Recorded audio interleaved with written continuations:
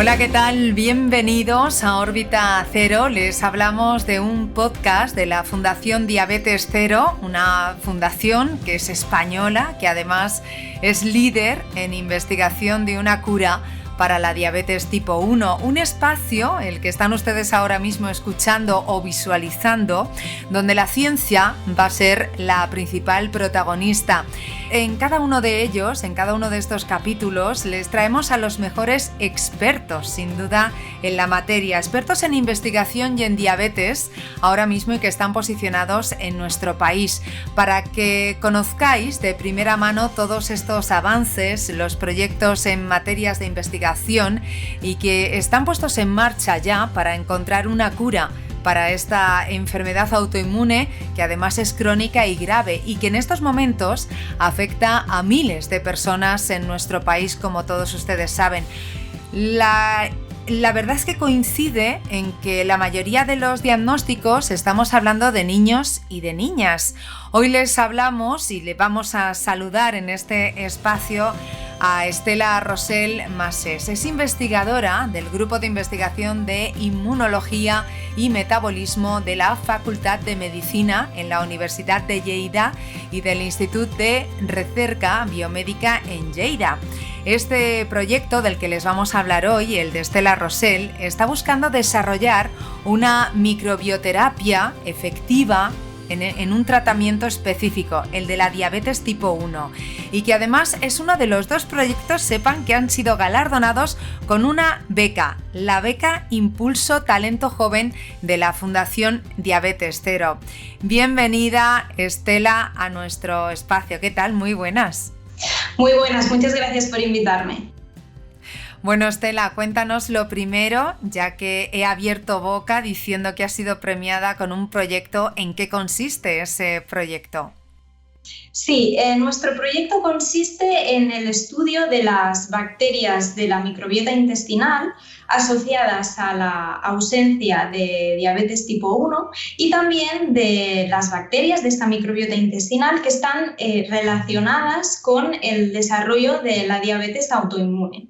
El objetivo de este proyecto es generar una terapia basada en bacterias derivadas de la microbiota intestinal sana que puedan inhibir el proceso autoinmune propio de esta enfermedad. Bueno, además creo que estamos de enhorabuena porque hace muy poquito una prestigiosa revista científica, Nature, publicaba un artículo del que, por cierto, eres la investigadora principal junto al doctor Joan Verdaguer y un grupo de investigación en microbioma de Valdebrón. Así que enhorabuena, eso lo primero, felicidades. En ese estudio tengo entendido que se demuestran los cambios precisamente de esa microbiota intestinal, que genera cambios directos en el desarrollo del sistema inmunitario y viceversa, y además aumentan o de alguna forma también disminuyen de forma directa el riesgo de poder desarrollar en un momento determinado la diabetes tipo 1. Es un descubrimiento, Estela, muy importante. ¿Qué relación existe directa entre la microbiota intestinal y el sistema inmune? Sí, como tú bien dices, la idea global del estudio es que observamos una modulación mutua entre la microbiota intestinal y el sistema inmune en el contexto de la diabetes tipo 1. Os explico cómo hemos visto este efecto bidireccional. En el estudio disponíamos de dos modelos animales, dos grupos de ratones, con diferente perfil inmunitario. El primer grupo presenta un ataque autoinmune, una respuesta autoinmune más agresiva, la cual deriva en una elevada incidencia de diabetes tipo 1, mientras que el segundo modelo, que tiene una modificación en el sistema inmune, tiene otro perfil inmunitario, pues este presenta una respuesta autoinmune menos severa, con lo cual observamos una reducción en su incidencia de diabetes tipo 1. Entonces, lo que hicimos fue realizar un análisis de la composición de la microbiota intestinal de estos dos ratones, de estos dos grupos de ratones, las comparamos y vimos que tenían un diferente perfil, es decir, la composición de bacterias en su intestino era diferente, con lo cual estos resultados nos estaban indicando que los diferentes perfiles inmunitarios estaban modulando de distinta forma la microbiota intestinal. Este es uno de los bloques de resultados que obtuvimos. Pero aparte, estudiamos el efecto en la dirección contraria, es decir, el efecto de la microbiota intestinal sobre el sistema inmune, concretamente sobre la respuesta autoinmune de la diabetes tipo 1. Lo que hicimos fue poner a convivir estos dos modelos de los que os estaba hablando, el de mayor incidencia de diabetes con el de menor incidencia, en el mismo ambiente, de forma que así permitíamos la transferencia de microbiota intestinal entre ambos. ¿Y qué sucedió? Pues que esta convivencia provocaba cambios en el perfil inmunitario de ambos grupos, y en el caso del primer grupo que os he comentado antes, que inicialmente presentaban una incidencia de diabetes elevada, pues se produjo unos cambios en el perfil inmunitario que en último término dieron lugar a una reducción de su incidencia de diabetes tipo 1. Con lo cual, estos resultados lo que nos indicaban es que la microbiota intestinal era capaz de modular el sistema inmune y finalmente la incidencia de diabetes, reduciéndola en este caso. Fíjate, pues muchas de las personas que nos siguen y que posiblemente nos estén viendo han contado en muchas ocasiones que están convencidas de que fue a raíz de una gastroenteritis vírica cuando debutaron con la diabetes. ¿Cómo influyen estos virus en el debut y qué relación tienen con la microbiota intestinal? Sí, eso es cierto, y de hecho, bueno, yo también tengo gente cercana que me lo han explicado. Creo que somos muchos, ¿no?, a los que nos llegan este tipo de inputs. Es cierto que existe una asociación entre las infecciones por virus entéricos y la aparición de diabetes tipo 1. Concretamente, esta asociación se ha visto sobre todo en dos grupos de virus. Uno son los rotavirus, que son la principal causa de gastroenteritis en la infancia, y otras son los enterovirus, concretamente el virus Coxsackie-B, que es un tipo de enterovirus. Hay más evidencia para el grupo de enterovirus. De hecho, se sabe que el virus Coxsackie-B puede infectar las células beta pancreáticas. Y se cree que mediante esta infección las células beta pueden quedar más expuestas al sistema inmune, de forma que se incremente la probabilidad de un ataque autoinmune contra estas células beta pancreáticas, que ya sabemos que son las productoras de insulina.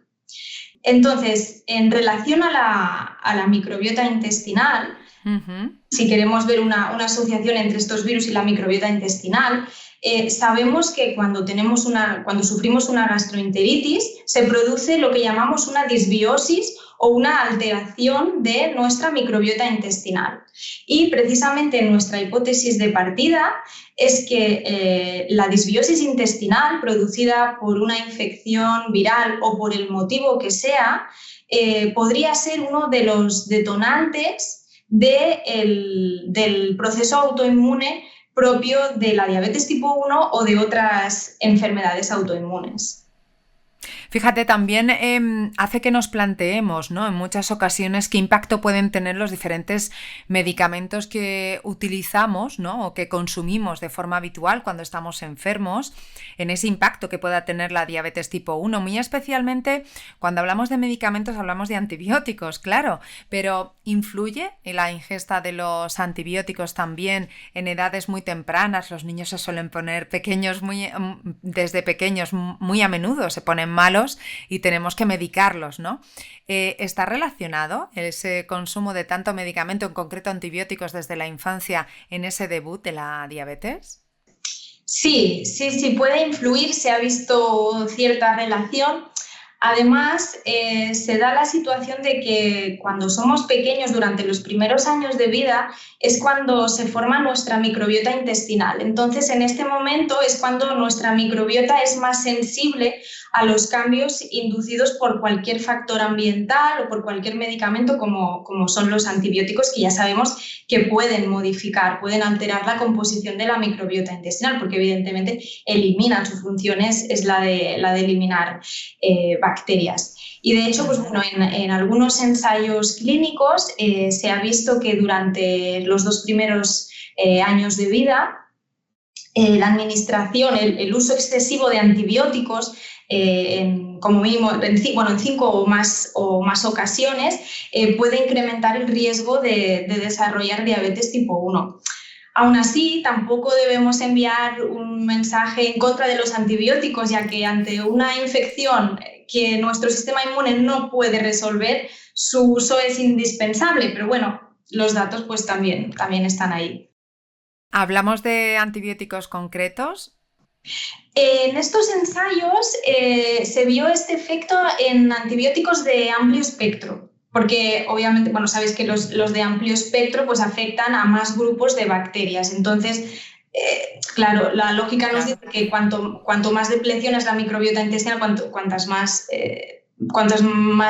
tipos de bacterias el de antibióticos capaz de inhibir su crecimiento o de eliminarlas directamente, pues obviamente esta microbiota queda más resentida. Fíjate, Estela, estaba yo pensando en mis hijos, ¿no? De las veces que he ido yo al pediatra, en este caso era la pediatra y sigue siendo ella. Muchas veces cuando les recetaba los antibióticos me decía, tenéis que ir a la farmacia y comprar probióticos porque tenemos que recomponer esa microbiota intestinal o flora intestinal, no sé cómo, si es lo mismo o no, si quieres podemos incluso diferenciarlo o no.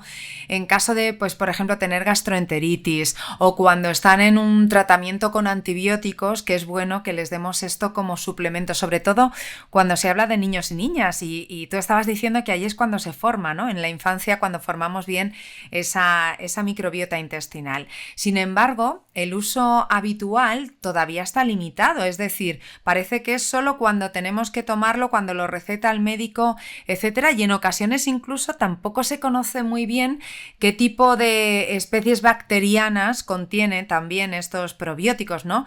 ¿Qué diferencia hay entre los probióticos de próxima generación, los que ya tenemos que son tradicionales, que hemos consumido tú y yo, por ejemplo, o qué podemos encontrar habitualmente en las farmacias? Sí, primero lo que me comentabas, cuando hablamos de microbiota intestinal o de flora intestinal, nos referimos a lo mismo. Tan solo la diferencia es que flora intestinal podemos decir que es el término más antiguo, que en el gremio científico, en el ámbito científico, está en desuso. De hecho, yo cuando empecé en el máster, mi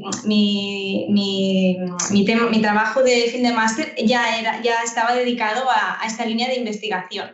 Y en aquel momento yo le llamaba flora intestinal. Pero cuando ya empecé a conocer un poco más y hablé con expertos, investigadores, me dijeron, no, este término ya elimínalo. Obviamente, si hablamos de forma coloquial, no pasa nada, hablamos de flora intestinal, pero ahora que ya conocemos más y que ya los términos se están estableciendo de una forma más evidente, pues ahora ya hablamos de microbiota intestinal, pero es lo mismo. Y si hablamos de, perdona que te corte, Estela, pero si hablamos de probióticos, ¿qué es? Y prebiótico, ¿qué es? Porque también tiene mucha confusión. Sí, un probiótico está formado por bacterias, por microorganismos. Bueno, no tiene por qué ser solo bacterias, principalmente son bacterias, pero por microorganismos, ¿vale? En cambio, el prebiótico no está formado por microorganismos, ¿vale? Es un producto que ayuda al crecimiento de los microorganismos, es decir, ayudaría al probiótico. Con lo cual, también existen los simbióticos, que es la unión de probiótico más prebiótico. De hecho, muchos probióticos, aunque no lo leamos explícitamente en el prospecto, son simbióticos, porque también llevan incluidos prebióticos. Y luego también está la clasificación, que me preguntabas por los probióticos de próxima generación. Sí. ¿Qué diferencia hay? con los tradicionales, ¿no? Con los convencionales que hemos tomado desde que somos pequeños. Bueno, los probióticos de próxima generación reciben su nombre de la traducción literal del inglés, porque es posible que en castellano suene un poco extraño este término, ¿no? Próxima generación.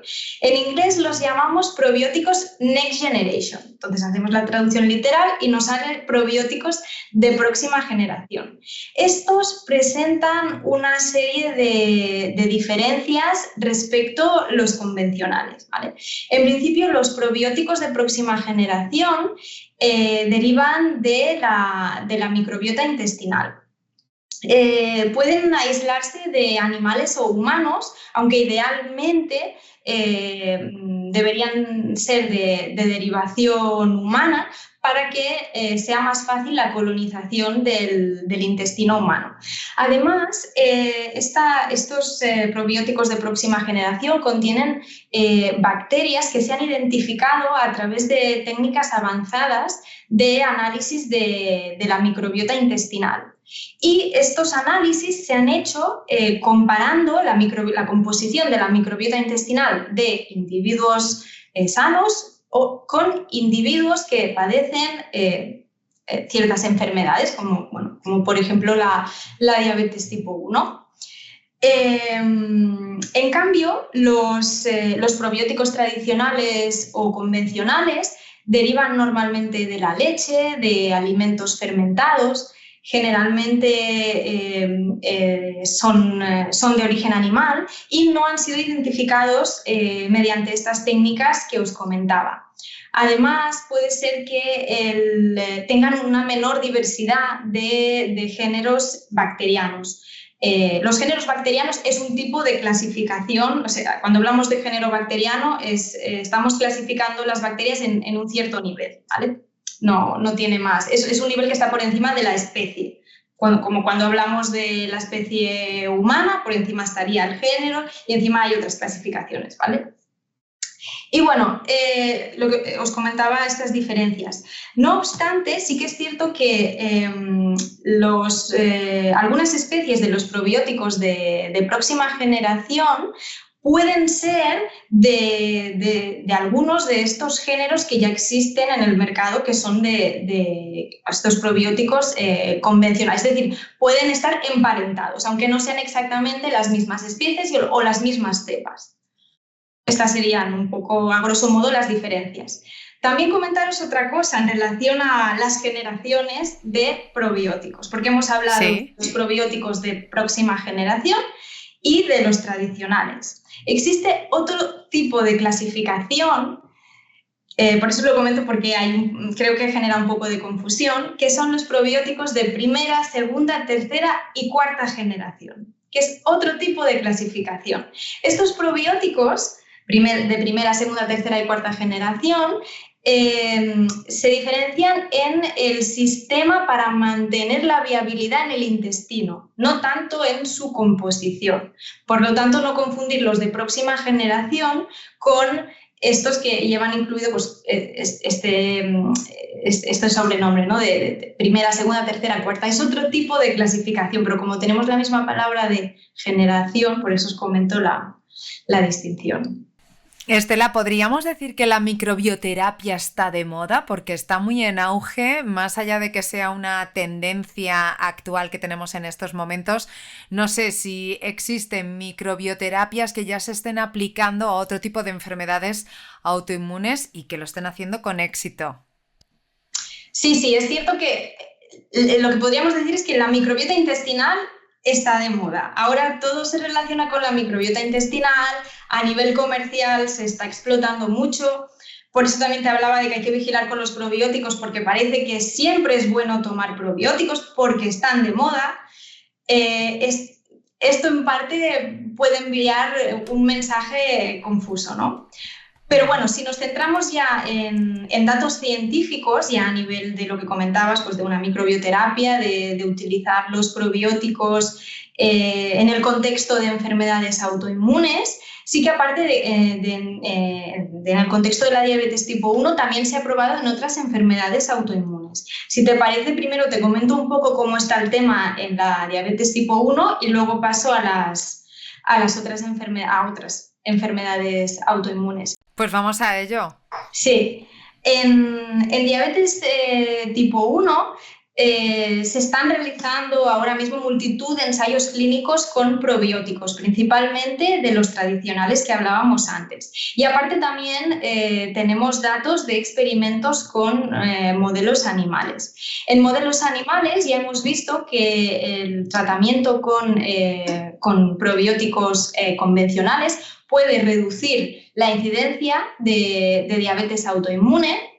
Y luego en ensayos clínicos con este mismo tipo de probióticos convencionales, lo que se ha visto es que en niños con predisposición genética a desarrollar diabetes tipo 1, estos pueden llegar a disminuir sus niveles de autoanticuerpos. Y en otros estudios se ha visto que gracias al uso de estos probióticos el control glucémico mejora. Pero, claro, necesitamos aún más investigación en este campo y sobre todo con los probióticos, desde mi punto de vista, con los probióticos de próxima generación. Luego, para otras enfermedades autoinmunes, también se están realizando multitud de ensayos clínicos con probióticos y también tenemos datos derivados de experimentación con modelos animales. Por ejemplo, para el caso de la esclerosis múltiple y de la celiaquía, se ha visto tanto en modelos animales como en ensayos clínicos que se produce una mejora de la sintomatología. Luego, para el caso de otras enfermedades autoinmunes, como es la artritis reumatoide, la enfermedad de Crohn, también en colitis ulcerosa y en lupus eritematoso sistémico, a nivel de modelos animales sí que se ha visto una reducción de la incidencia de estas enfermedades o una mejora de la sintomatología, pero luego en los ensayos clínicos o aún no tenemos suficiente evidencia o el efecto no ha sido suficientemente claro. Y sucede lo mismo que con la diabetes tipo 1, que necesitamos investigación, pero desde mi punto de vista con probióticos de próxima generación, porque estos datos que os comentaba principalmente son de probióticos convencionales. Yeah. Entonces necesitamos saber si estos probióticos de próxima generación son capaces de inhibir, de evitar que aparezca esta respuesta autoinmune en estas enfermedades. Estela, tenemos que ir terminando esta entrevista. Para mí ha sido un verdadero placer, pero no me quedo yo con las ganas de saber en qué estáis trabajando ahora ya en el grupo de investigación en el que estás tú, qué pasos estáis dando, cuáles son los retos, los desafíos que tenéis por delante. Bueno, ahora mismo pues estamos aislando estas bacterias de las que hablábamos, de la microbiota intestinal. Ahora estamos en fase modelos animales y las estamos testando en la incidencia de diabetes de estos ratones. Sobre todo, nuestro objetivo a corto plazo es ver qué efecto tienen sobre el sistema inmune estas bacterias y ver qué mecanismos pueden utilizar para inhibir el proceso autoinmune. Y bueno, pues si tenemos éxito, si vemos los resultados deseados, el objetivo más a largo plazo será trasladar esta terapia basada en bacterias derivadas de la microbiota intestinal a personas en riesgo de desarrollar diabetes tipo 1 o que ya la hayan desarrollado.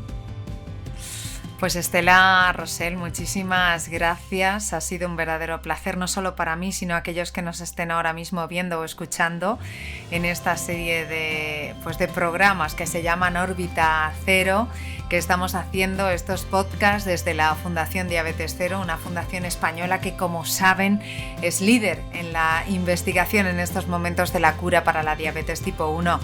Gracias por compartir este ratito con nosotros. A ti, muchas gracias, María. Un abrazo. Nos vemos en el próximo programa.